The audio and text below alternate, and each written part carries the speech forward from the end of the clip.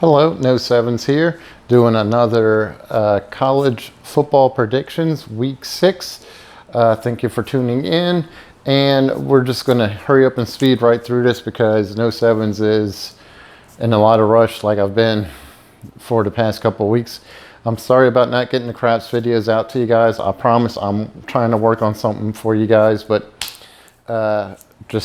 life, storms, COVID, everything, just set me way back. So anyway, let's dive right into it. Last week we went 1-4, complete disastrous week. Been on a losing streak for the past 3 weeks. Hoping to have a winning week sometime soon. So let's go ahead and see if I can do that this week.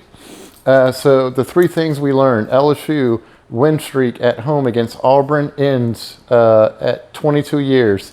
They beat Auburn every year at home whenever they played them at home, because they play home and away. So they beat them. Auburn has not won a game at Tiger Stadium since 1999. Well, that streak came to an end. The Saints win streak also for October, 15 games that they won in a row, the longest win streak ever. The only one that was the same way was the Packers way back in the 60s, but that was less. So the Saints win streak also ends for October. The Big Ten, now we're starting to get into the major games. We got some really big games coming up, between Iowa and Penn State and all those. So it's going to be interesting. Iowa's defense is for real. I'd like to see that game between Iowa and Georgia. I think that'll be a really good matchup if we ever happen to have a chance, because those two defenses are neck and neck for probably the best in college. All right, for our bully picks, last week was the first week that I lost on my bully picks. So pretty much, I went four winning weeks on my bully picks. So I was pretty impressed. This week, nothing special. We have Florida, Georgia, Alabama, Ohio State, and Nevada. The usual suspects. Let's dive right into the Red River rivalry between Oklahoma versus Texas. As you know, there's a lot of heat on Spencer Rattler, the quarterback for Oklahoma. He's in a love-hate relationship with that team and the fan base over in Oklahoma. They love you until you start losing, or you're not comfortable in the pocket and stuff. Texas has been up and down with Steve Sarkisian as the head coach. So it's, they had that loss with Arkansas, Texas did, and it kind of really set Texas back, and they were kind of really trying to find an identity in who they were. But I think Texas is starting to really move forward. They're really starting to pick up the pieces. The players are starting to buy into Steve's plan as far as what they want to be as an identity with the team.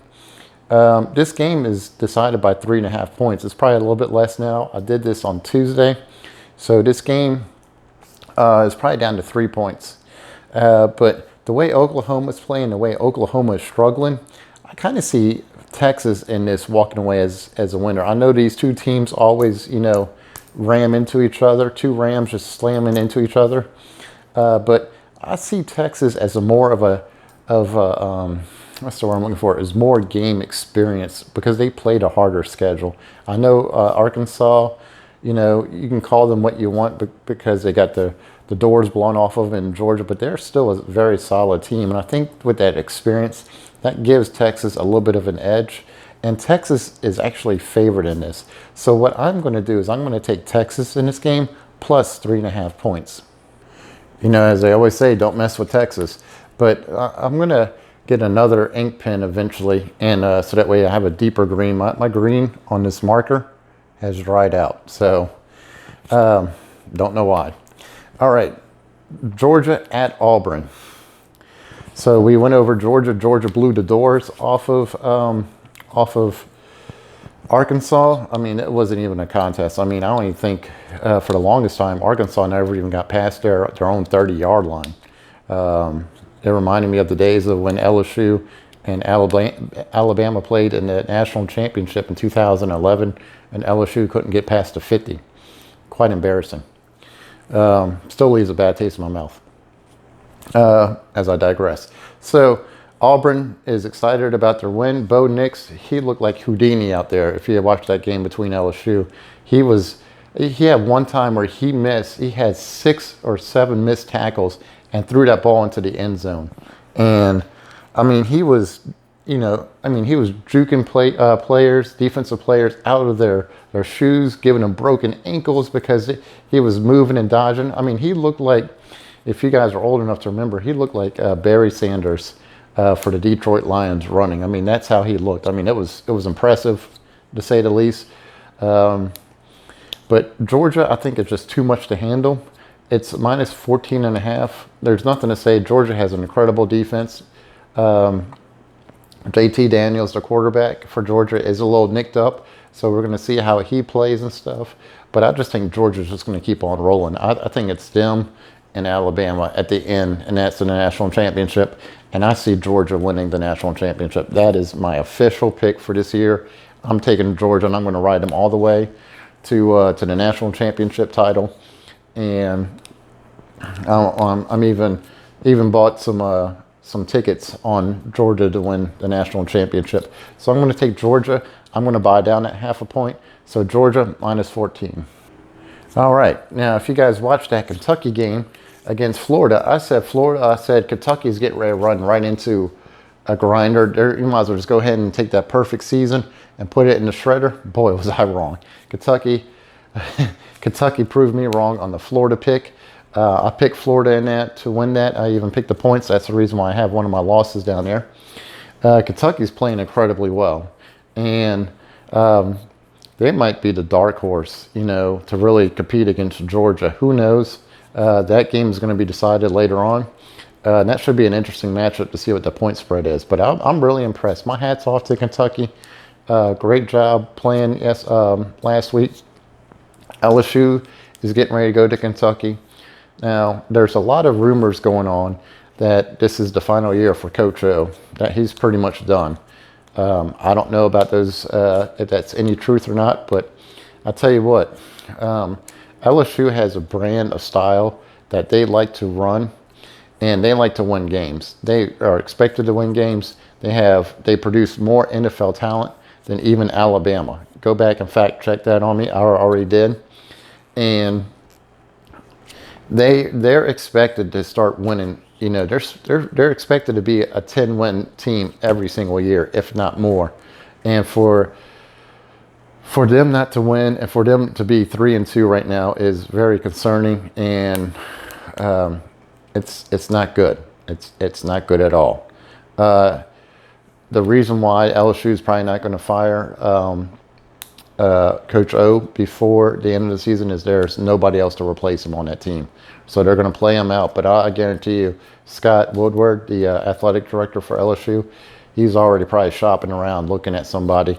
And I wouldn't be surprised if he starts going after Cincinnati's head coach, Luke Fickell. Anyway, there's really not a lot to dissect. LSU is struggling with their offense identity. There's too many problems. That defense is stout, but the defense can only stop them for so long.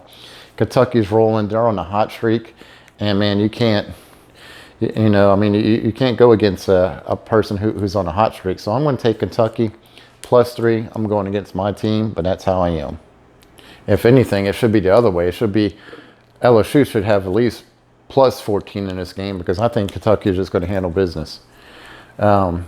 Anyway, Alabama versus Texas A&M. This was the game highlighted that everybody was ready for, the showdown of the year. This was it. This was where game day was going to be. This was it, And unfortunately, just like Jimbo Fisher always does, something happens, And I understand that his starting quarterback went down. He's got some offensive problems. He's got injuries and stuff. But, hey, so does everybody else. The main thing is that Alabama, it's just Georgia and Alabama. And it's minus 17.5 points. I can't buy down any points. So if I do take Alabama, it's got to be 17.5. Alabama's just playing incredibly well. Nick Saban just produces this product every single year. No matter how many players he loses, it's a cookie cutter. I mean, it's a factory. It's an assembly line of great players. Just keeps on coming.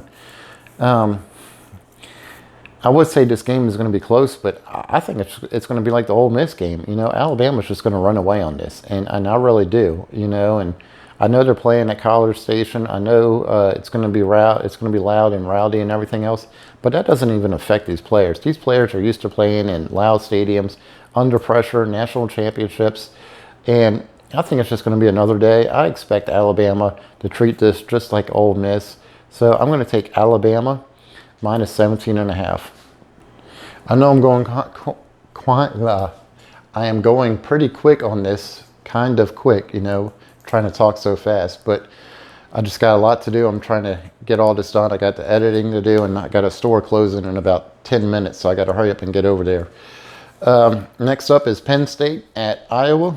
Penn State and Iowa. This is the matchup. This is where game day should have been, and I completely understand. They felt like they got robbed and everything else.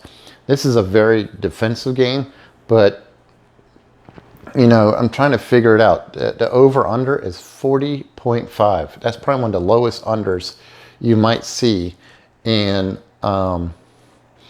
college this year. It might, you might get into the 30s, and this one might drop into the 30s. But these are two defensive games. Two defensive teams, I should say.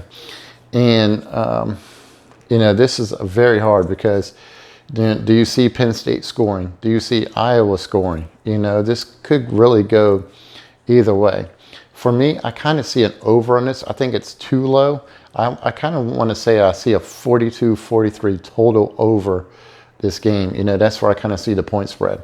I kind of see Penn State probably being around 14, Iowa being closer to the upper 20s, maybe low 30s. It could go the other way, but I do see points being scored here. I could be completely wrong. One side could be completely shut out, and I could be in the other way, So it really depends. It's kind of hard to judge Penn State because their closest game was Auburn, and we know what Auburn is. They're up and down like crazy.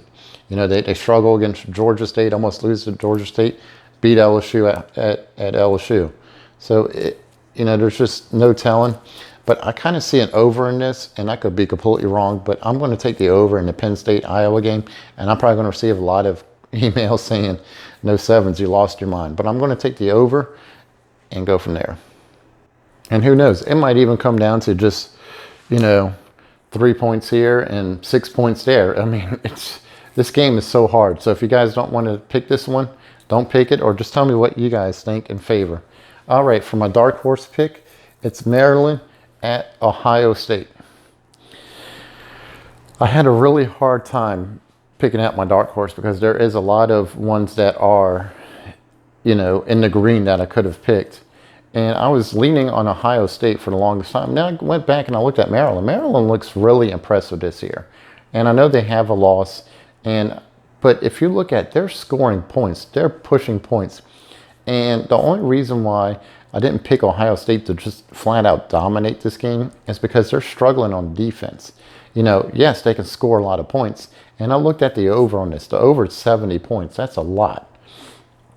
But I think Maryland's going to keep this close. And if you're giving Maryland plus 23, that's pretty good. I know Ohio State's going to win this game. They're in the bully picks. But I think Maryland's going to keep this pretty close as far as point spreads go. I expect them to score at least 14 to 21 points. So with the 21 points plus the 23, that should be about 44 points. I see Ohio State scoring maybe 35 to 40 points. So I do see this being a little close. But overall, I do expect Maryland to just keep on air raiding that ball. See Tua's brother just keep on doing his thing and going from there. So I'm going to take Maryland as my dark horse plus 23. Alrighty, guys, I kept it under 15 minutes, even with me rushing through it. I know I had a couple tongue twisters in there, and I'm sorry I was rushing so quick. But 9 and 14, let's hopefully, with all these games I picked, that we can go ahead and we can bring up that average. Hopefully I can win them all, and start getting back on that winning streak, because that losing streak is starting to get a little concerning. But these are my picks. Thank you for watching, guys, and I wish you guys the best of luck out there for your picks. Now remember, you got to set up 3 or 4 TVs for college, for your college football day on Saturday. That's the best way to watch it. That way you got 3 to 4 games going on at the same time, and you can really enjoy college football that way. But you guys have a great time. Good luck with everything. And I promise you, I do have a craps video coming to you guys very soon.